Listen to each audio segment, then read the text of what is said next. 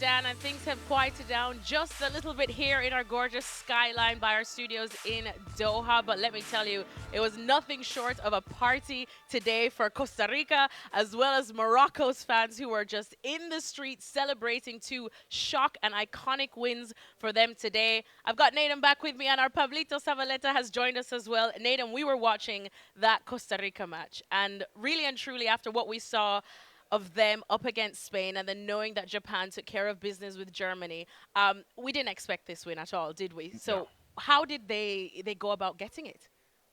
This is football. Sometimes it really makes no sense. I think that Costa Rica performance in the first game against Spain might have been one of the worst in World Cup history. Yeah. So for them to come back in the second game, and some people say it's a miracle they had some shots because they didn't have any in the first match. But then to be able to get a 1-0 win against Japan, a Japan side who've just beaten Germany, who you think should be in the ascendancy, and they had a really good crowd as well supporting them.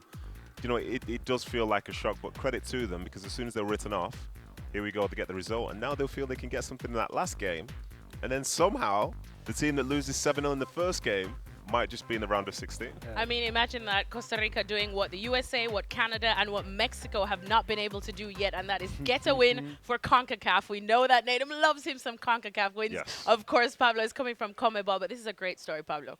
Absolutely. I mean, this World Cup is brilliant, especially this group is wide open at the moment, and everything can happen. You see today, Germany and against Spain, it was lucky Germany to get an equalizer, because it probably could have been a disaster for them not winning today, or at least to get a point. But this is the World Cup. Every single game is difficult, competitive. All the team doing well at the moment. So, yeah, some shocking results at the moment. But we love it. That's what makes the World Cup. So just having a look at the group now, Spain, of course, are at the top with their 4 points, followed by Japan and Costa Rica, who both have 3 points. Germany, even though they managed to get a point, they still are at the bottom of the table. The next couple of matches are going to be juicy. You could argue that Japan have the tougher one, seeing as how they go up against a very impressive Spain. Germany up against Costa Rica, who are full of surprises too.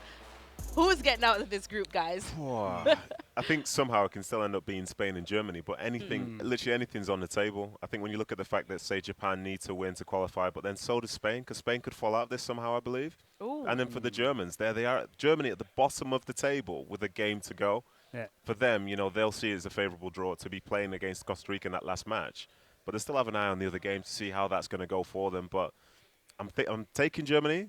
But after that, I really don't know. And Spain will play the strong team as well against Japan, because they will probably have won their game today. That could have been a different story for Japan and for Germany and Costa Rica, of course. But now it will mean that Spain will have to go into the third game thinking, no, we have to win it. Yeah.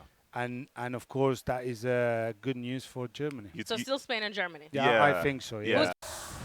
Thanks so much for watching ESPN on YouTube. And for more sports highlights and analysis, be sure to download the ESPN app. And for premium content and live streaming, subscribe to ESPN Plus.